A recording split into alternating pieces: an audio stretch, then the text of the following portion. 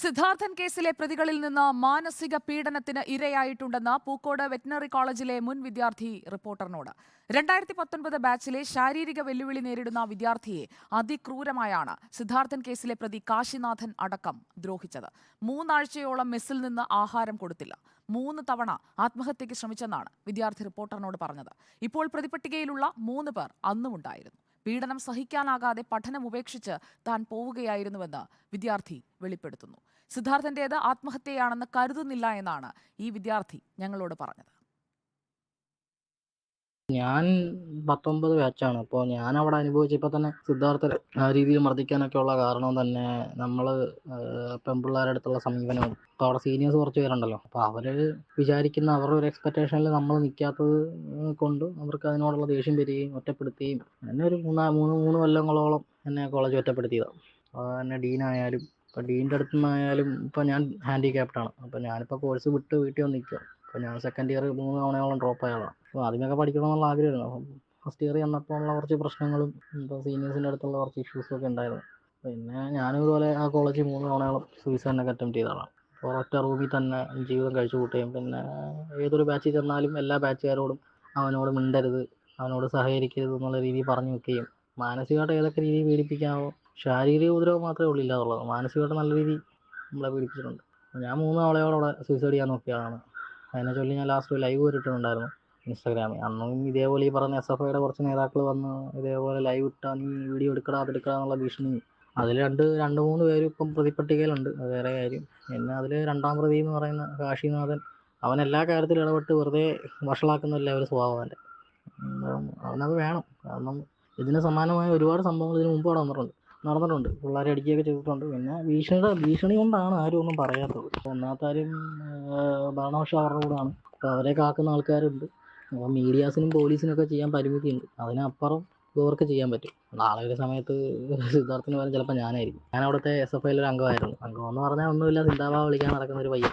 ഞാനന്ന് ആ SFIയിലൊക്കെ ഉള്ള ആളായിരുന്നിട്ട് പോലും നിസ്സാര കാര്യത്തിൻ്റെയൊക്കെ പേരിലാണ് നമ്മൾ ബൈക്കും കൊണ്ട് ചെന്നതിൻ്റെ പേരിൽ, കാല് വയ്യാഞ്ഞിട്ടും എനിക്ക് വയ്യാത്തതിൻ്റെ പേരിലാണ് ബൈക്ക്. അതൊക്കെ ഓഫീസിലൊക്കെ അവിടെ ചോദിച്ചിട്ടൊക്കെയാണ് നമ്മളതൊക്കെ ചെയ്തത്.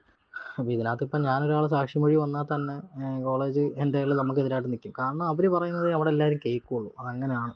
ഞാനിപ്പോൾ 90 ബാച്ചിൽ നിന്ന് 20 ബാച്ച് പോയപ്പോഴും 21 പോയപ്പോഴൊക്കെ അവിടുത്തെ എല്ലാ ജൂനിയർ പിള്ളേരോടും അവനോട് മിണ്ടരുത്, അവനെ മാറ്റി നിർത്തണം എന്നുള്ള രീതിയിൽ എല്ലാവരും പറഞ്ഞു നിൽക്കുക. അങ്ങനെയാണ്. എല്ലാ ബാച്ചിൽ നിന്ന് ഒരാളെ മാറ്റി നിർത്തുന്ന ഒരു സ്വഭാവം അവർക്ക് ഉണ്ട്. അത് അവിടുത്തെ ഒരു രീതിയാണ്. ഈവൻ 2-3 ആഴ്ച മെസ്സിന് ആഹാരം പോലും തരാതെ എന്നെയും കിടത്തിയിട്ടുണ്ട്. അപ്പോൾ 3 ആഴ്ചയോളം എനിക്ക് ഫുഡ് തരാതെ എൻ്റെ മെസ് ബില്ലിൻ്റെ കാര്യം പറഞ്ഞ് മെസ് ബില്ല് അടച്ചിട്ട് കഴിച്ചാൽ മതി. എന്നാൽ പിന്നെ ഞാൻ അവിടുന്ന് മെസ് ബില്ല് എനിക്ക് മെസ് കഴിക്കാൻ തരാത്തതിൻ്റെ ആ സമയം തന്നെ 10,000 15,000 മെസ് ബില്ലടക്കമുള്ള ആൾക്കാരുണ്ടായിരുന്നു അവിടെ. അവരൊക്കെ അന്ന് SFIയുടെയൊക്കെ ആൾക്കാരായതുകൊണ്ടും അവർക്കൊക്കെ ഈ സീനിയേഴ്സിൻ്റെ കൂടെ ഒപ്പം നിന്നുകൊണ്ട് അവരെ ആരും ഒന്നും പറയില്ല. നമ്മളെ മാത്രം മാറ്റി നിർത്തി. അതുകൊണ്ടൊക്കെയാണ് മെയിനായിട്ടും കോഴ്സ് പഠിക്കാൻ ഇത്തവണ ഫീസെല്ലാം അടച്ച് ഞാൻ കയറിയതാണ്. അപ്പോൾ അതിൻ്റെ ഇടയ്ക്കും നമുക്ക് ഒട്ടും പഠിക്കാൻ പറ്റാത്ത 100 പിള്ളേർ പഠിക്കുന്ന ക്ലാസ്സിൽ ഒറ്റയ്ക്കൊക്കെ പോയിരിക്കുക എന്നൊക്കെ പറഞ്ഞാൽ ഒരാൾ പോലും നമ്മളോട് മിണ്ടത്തില്ല, ഒരാൾ പോലും സംസാരിക്കത്തില്ല. ഒരു രീതിയിലുള്ള പ്രചോദനം അല്ലെങ്കിൽ സപ്പോർട്ടൊക്കെ അതിപ്പോൾ ഡീൻ പോലും എന്നോട് പറഞ്ഞിട്ടുണ്ട്. കോളേജിൽ നിന്നൊക്കെ ഒരു രീതിയിലുള്ള സപ്പോർട്ടും കിട്ടത്തില്ല, ഒരു രീതിയിൽ നിന്നെ ആരും സഹായിക്കത്തില്ല, കാല് വയ്യാത്തവനെ പോയി ഇരുന്നാൽ മതി. എന്ന് വെച്ചാൽ എൻ്റെ മനസ്സിൽ എനിക്ക് വികലാംഗനെന്നൊരു ചിന്തയില്ല. അപ്പം നമ്മളെ ആ ഒരു ചിന്തയിലോട്ട് പറഞ്ഞു വിടുന്ന, അല്ലെങ്കിൽ അങ്ങനെ ചിന്തയില്ലാത്തവനെ വികലാംഗനാക്കി വിടുന്ന രീതിയിലുള്ള സംസാരമൊക്കെ ഡീൻ്റെ ഭാഗത്തു നിന്ന് ഉണ്ടായിട്ടുണ്ട്. അതിലേക്ക് ഒരുപാട് വിഷമം ഉണ്ടായിട്ടുണ്ട്.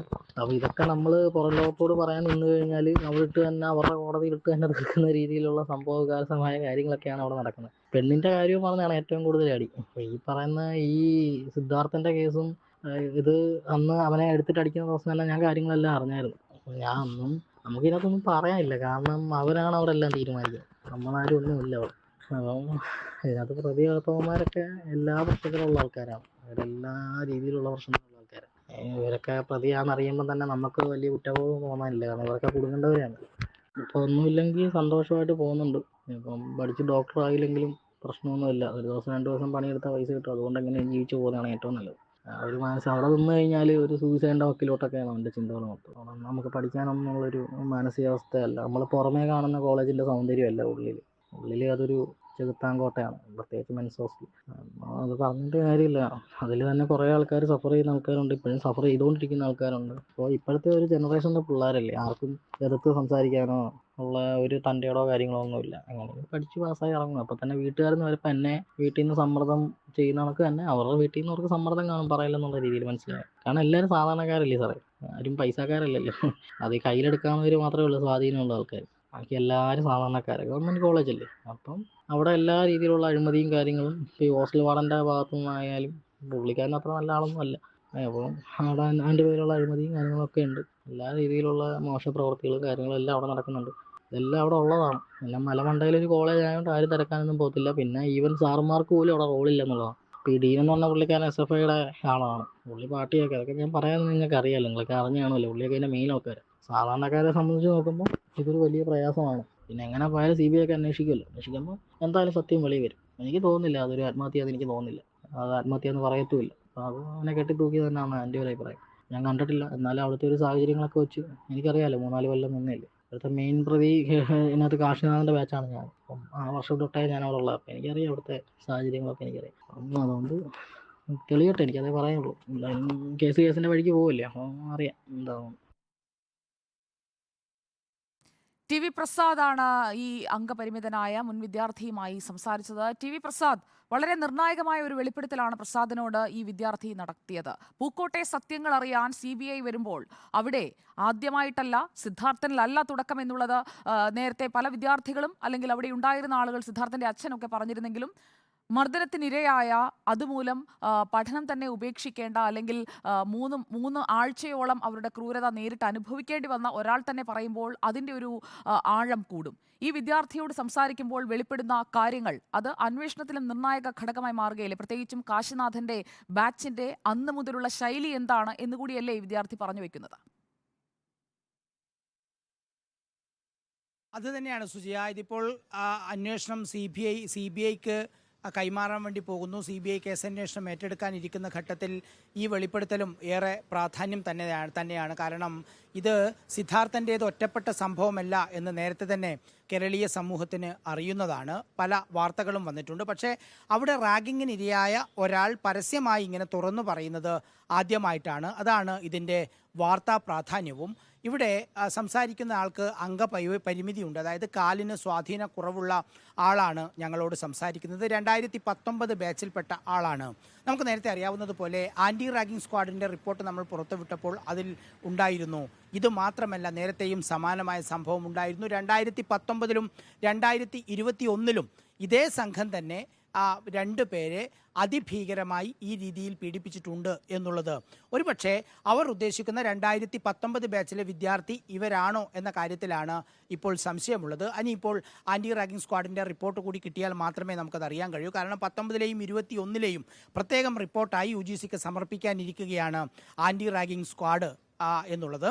ഇതിലൊരു പ്രധാനപ്പെട്ട കാര്യം, സിദ്ധാർത്ഥന് അനുഭവിച്ചതുപോലെയുള്ള കാര്യങ്ങൾ പുറത്തു വരുന്നത് സിദ്ധാർത്ഥൻ്റെ മരണശേഷമാണ് എന്നുള്ളതാണ് നമ്മളെല്ലാവരും സങ്കടത്തോടെ ഓർക്കേണ്ട ഒരു കാര്യം.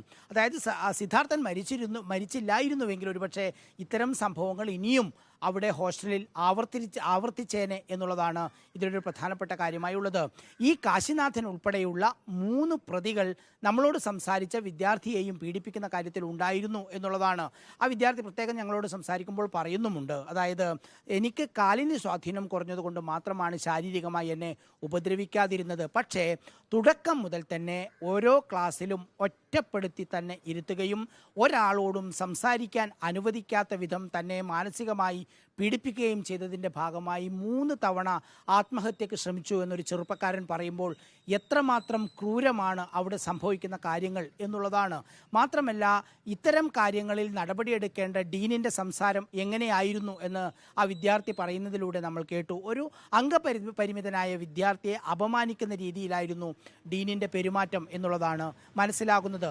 മാത്രമല്ല, അവിടെ മറ്റൊരു പ്രധാനപ്പെട്ട കാര്യം, കുട്ടികൾ ഇത്തരം മൃഗീയമായ പീഡനങ്ങൾക്ക് ഇരയാകുമ്പോൾ ചില വീട്ടുകാരുടെ ഭാഗത്തു നിന്നുള്ള പ്രതികരണങ്ങളും കൂടി നമ്മൾ കാണേണ്ടതുണ്ട് സുജയ. അതായത് അതൊന്നും നിങ്ങൾ നോക്കാൻ പോകേണ്ടതില്ല, അത്തരം കാര്യത്തിനെക്കുറിച്ചൊന്നും നിങ്ങൾ സംസാരിക്കേണ്ട, നിങ്ങൾ മര്യാദക്ക് അവിടെ പോയി പഠിച്ചു വന്നാൽ മതി എന്ന് വീട്ടുകാർ ഉൾപ്പെടെ ചില കുട്ടികളെ സമ്മർദ്ദം ചെലുത്തുന്ന ഒരു സ്ഥിതി ഉണ്ടാകാറുണ്ട്. ഒരുപക്ഷെ കുട്ടികൾ അതുകൊണ്ടായിരിക്കാം വീട്ടിൽ പോലും പറയാതെ അതെല്ലാം പഠിക്കാനാകാതെ കോളേജ് വിട്ടുപോയ ഒരു വിദ്യാർത്ഥിയാണ് പ്രസാദിനോട് ഇപ്പോൾ സംസാരിച്ചത്.